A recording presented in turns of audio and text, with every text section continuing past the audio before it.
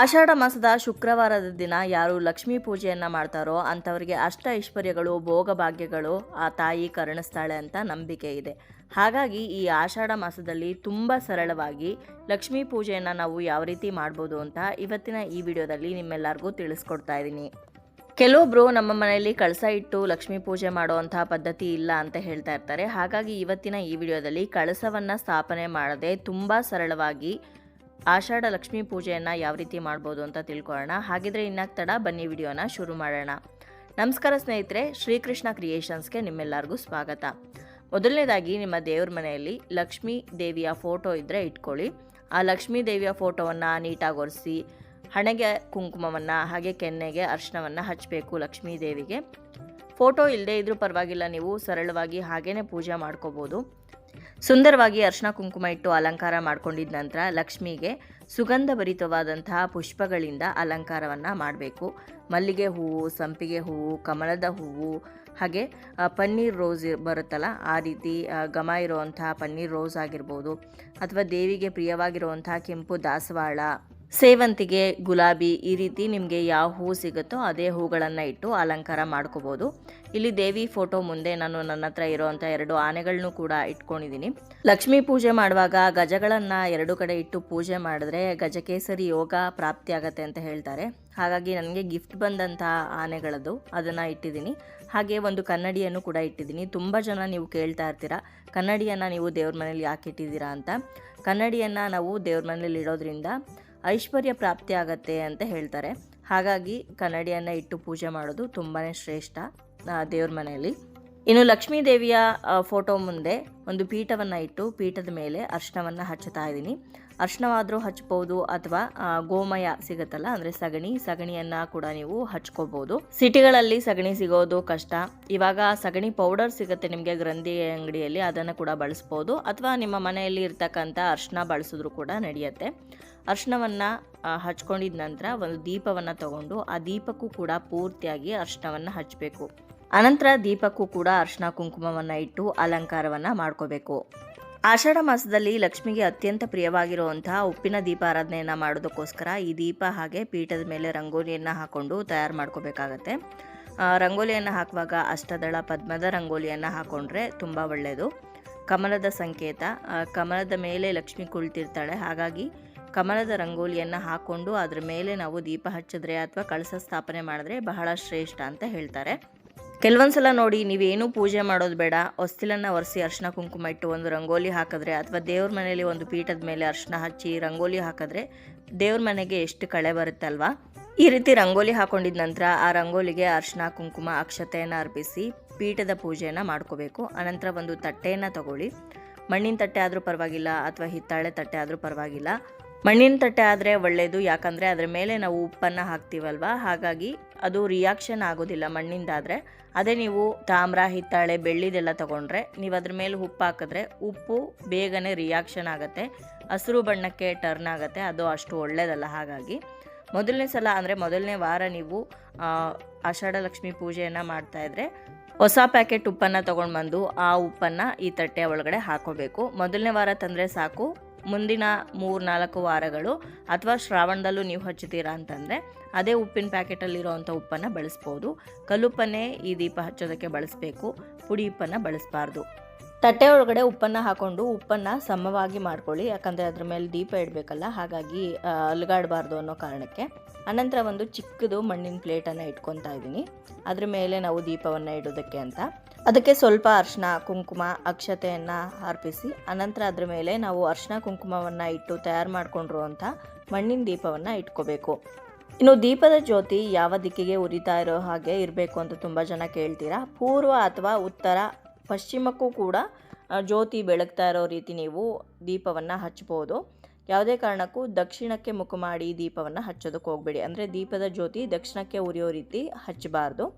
ಇನ್ನು ದೀಪಕ್ಕೆ ಎಣ್ಣೆ ಆಗಲಿ ಅಥವಾ ತುಪ್ಪವನ್ನಾಗಲಿ ಎರಡೂ ಕೂಡ ಹಾಕ್ಬೋದು. ತುಪ್ಪ ಹಾಕೋದಿದ್ರೆ ಸ್ವಲ್ಪ ತುಪ್ಪವನ್ನು ಕರಗಿಸ್ಬಿಟ್ಟು ಹಾಕಿ. ಮಣ್ಣಿನ ದೀಪ ಆಗಿರೋದ್ರಿಂದ ಬೇಗ ತುಪ್ಪ ಗಟ್ಟಿಗಾಗ್ಬಿಡುತ್ತೆ, ಹಾಗಾಗಿ ಸರಿಯಾಗಿ ಉರಿಯೋದಿಲ್ಲ ಮತ್ತು ದೀಪ ಎಲ್ಲ ಸುಟ್ಟೋಗ್ಬೋದು. ಹಾಗಾಗಿ ತುಪ್ಪ ಹಾಕೋದಿದ್ರೆ ಸ್ವಲ್ಪ ಕರಗಿಸಿ ಹಾಕಿ. ಎಣ್ಣೆ ಹಾಕೋದಿದ್ರೆ ಏನೂ ತೊಂದರೆ ಇಲ್ಲ. ಯಾವ ಎಣ್ಣೆ ಹಾಕಬೇಕು ಅಂತ ಕೇಳೋದಾದರೆ ಎಳ್ಳೆಣ್ಣೆ ಅಥವಾ ಕೊಬ್ಬರಿ ಎಣ್ಣೆಯನ್ನು ಹಾಕ್ಬೋದು. ಎಣ್ಣೆ ಅಥವಾ ತುಪ್ಪ ಹಾಕ್ಕೊಂಡಿದ ನಂತರ 2 ಬತ್ತಿಯನ್ನು ತಿರುವಿ ಹಾಕಿ ಆನಂತರ ಹೂಗಳಿಂದ ಅಲಂಕಾರವನ್ನು ಮಾಡಬೇಕು. ಆನಂತರ ಅಗರಬತ್ತಿಯಿಂದಾಗಲಿ ಅಥವಾ ಏಕಾರತಿಯಿಂದಾಗಲಿ ದೀಪವನ್ನು ಹಚ್ಕೋಬೇಕು. ದೀಪವನ್ನು ಹಚ್ಕೊಂಡು ದೀಪಕ್ಕೆ ಅರಿಶಿನ ಕುಂಕುಮ ಅಕ್ಷತೆಯನ್ನು ಅರ್ಪಿಸಿ ಶುಭಂ ಕರೋತಿ ಕಲ್ಯಾಣಂ ಆರೋಗ್ಯಂ ಧನ ಸಂಪದಾಂ ಶತ್ರುಬುದ್ಧಿ ವಿನಾಶಾಯ ದೀಪಂ ಜ್ಯೋತಿ ನಮೋಸ್ತುತೆ ಅಂತ ಹೇಳ್ಕೋಬೇಕು. ಮಂತ್ರವನ್ನು ಹೇಳ್ಕೊಂಡಿದ ನಂತರ ದೀಪವನ್ನು ಸಾಕ್ಷಾತ್ ಮಹಾಲಕ್ಷ್ಮಿಯ ಸಂಕೇತ ಅಂತ ಭಾವಿಸಿ ದೀಪಕ್ಕೆ ಪೂಜೆಯನ್ನು ಮಾಡಬೇಕು. ಅನಂತರ ದೇವ್ರ ಫೋಟೋಗೂ ಕೂಡ ನೀವು ಪೂಜೆಯನ್ನು ಮಾಡ್ಕೊಳ್ಳಿ, ಅಂದರೆ ಧೂಪವನ್ನು ತೋರಿಸಿ. ಇನ್ನು ಶುಕ್ರವಾರದ ದಿವಸ ನೀವು ಕಳಸವನ್ನು ಸ್ಥಾಪನೆ ಮಾಡಿ ಪೂಜೆ ಮಾಡ್ತೀರಾ ಅಂತಂದರೆ ನಿಮ್ಮ ಮನೆಯಲ್ಲಿ ಎಲೆ ಕಳಸ ಇಡ್ತೀರೋ ಅಥವಾ ತೆಂಗಿನಕಾಯಿನ ಕಳಸ ಇಡ್ತೀರೋ ಆ ಕಳಸವನ್ನು ಕೂಡ ಸ್ಥಾಪನೆ ಮಾಡಿ ಇದೇ ಸಮಯದಲ್ಲಿ ನೀವು ಪೂಜೆಯನ್ನು ಮಾಡ್ಬೋದು. ಇನ್ನು ಮನೆಯಲ್ಲಿ ಲಕ್ಷ್ಮೀ ದೇವಿಯ ವಿಗ್ರಹ ಇದ್ದರೆ ವಿಗ್ರಹಕ್ಕೆ ನೀವು ಅಭಿಷೇಕವನ್ನು ನೆರವೇರಿಸಬೇಕು. ಮಂಗಳಕರ ದ್ರವ್ಯಗಳಾದಂಥ ಅರಿಶಿನ ಕುಂಕುಮ ಗಂಧ ಚಂದ್ರ ಇವುಗಳಿಂದ ಕೂಡ ನೀವು ಅಭಿಷೇಕವನ್ನು ಮಾಡ್ಬೋದು ಅಥವಾ ಪಂಚಾಮೃತದಿಂದ ಕೂಡ ಅಭಿಷೇಕವನ್ನು ಮಾಡ್ಬೋದು. ಅಭಿಷೇಕವನ್ನು ಮಾಡಿರೋದೇನು ನಾನಿಲ್ಲಿ ತೋರಿಸೋದಕ್ಕೆ ಹೋಗಿಲ್ಲ. ಇಲ್ಲಿ ಅರ್ಚನೆಗೆ ವಿಗ್ರಹವನ್ನು ಶ್ರೀಚಕ್ರ ಯಂತ್ರದ ಮೇಲೆ ಸ್ಥಾಪನೆ ಮಾಡಿಕೊಂಡು ಲಕ್ಷ್ಮೀ ದೇವಿಗೆ ಅರಿಶಿನ ಕುಂಕುಮ ಅಕ್ಷತೆಯನ್ನು ಅರ್ಪಿಸಿ ಹೂಗಳನ್ನು ಇಟ್ಟು ಅಲಂಕಾರವನ್ನು ಮಾಡಿ ಅರ್ಚನೆ ಮಾಡೋದಕ್ಕೆ ಅಂತ ತಯಾರು ಮಾಡ್ಕೊತಾ ಇದ್ದೀನಿ. ನಾನಿವತ್ತು ಲಕ್ಷ್ಮೀ ದೇವಿ ಅರ್ಚನೆ ಮಾಡೋದಕ್ಕೆ ಕಾಯಿನ್ಸನ್ನು ಬಳಸ್ತಾ ಇದ್ದೀನಿ. ನಾನಿಲ್ಲಿ ಲಕ್ಷ್ಮೀ ಕುಬೇರ ಕಾಯಿನ್ಸನ್ನು ಅರ್ಚನೆ ಮಾಡೋದಕ್ಕೆ ಅಂತ ಬಳಸ್ತಾ ಇದ್ದೀನಿ. ನೀವು ಬೇಕಿದ್ದರೆ 1 ರೂಪಾಯಿ ಕಾಯಿನು 2 ರೂಪಾಯಿ ಕಾಯಿನ್ 5 ರೂಪಾಯಿದು 10 ರೂಪಾಯಿದು ಕೂಡ ಬಳಸ್ಬೋದು. ಒಟ್ಟು ನಿಮಗೆ 108 ಕಾಯಿನ್ಗಳು ಬೇಕಾಗುತ್ತೆ. ಪೂಜೆಗೆ ಅಂತಲೇ 108 ಕಾಯಿನ್ಗಳನ್ನ ನೀವು ಒಂದು ಸಲ ಒಂದು ಬಾಕ್ಸ್ನಲ್ಲಿ ಹಾಕಿ ಎತ್ತಿಟ್ಕೊಂಡ್ಬಿಟ್ರೆ ಅದನ್ನೇ ನೀವು ಪ್ರತಿ ಸಲ ಅರ್ಚನೆಗೆ ಬಳಸ್ಬೋದು. ನೀವು ವೈಭವ ಲಕ್ಷ್ಮಿ ಪೂಜೆ ಮಾಡ್ತಾಯಿದ್ರೆ, ಸಂಪತ್ ಲಕ್ಷ್ಮಿ ಪೂಜೆ ಮಾಡ್ತಾಯಿದ್ರೆ, ಆಷಾಢ ಲಕ್ಷ್ಮಿ ಪೂಜೆಯನ್ನು ಮಾಡ್ತಾಯಿದ್ರೆ ಅಥವಾ ಅಕ್ಷಯ ತೃತೀಯದಲ್ಲಿ ಮತ್ತು ದೀಪಾವಳಿ ಲಕ್ಷ್ಮೀ ಪೂಜೆಯಲ್ಲಿಯೂ ಕೂಡ ಇದೇ ಕಾಯಿನ್ಸನ್ನು ಬಳಸಿ ಪೂಜೆಯನ್ನು ಮಾಡ್ಬೋದು.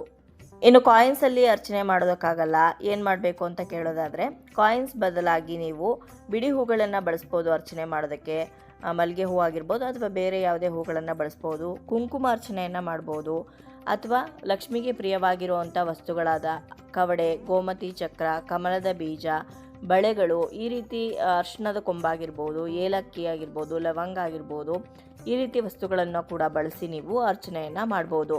ಇನ್ನು ಅರ್ಚನೆ ಮಾಡುವಾಗ ಆದಷ್ಟು ಮಂತ್ರಗಳನ್ನು ಹೇಳ್ಕೊಂಡು ಅರ್ಚನೆ ಮಾಡಿ. ಅಂದರೆ ಲಕ್ಷ್ಮಿಯ ಅಷ್ಟೋತ್ತರವನ್ನು ಹೇಳಿಕೊಂಡು ಅಥವಾ ಲಕ್ಷ್ಮೀ ಸಹಸ್ರನಾಮವನ್ನು, ಲಲಿತಾ ಸಹಸ್ರನಾಮವನ್ನು ಹೇಳಿಕೊಂಡು ಅರ್ಚನೆಯನ್ನು ಮಾಡಬೇಕಾಗತ್ತೆ.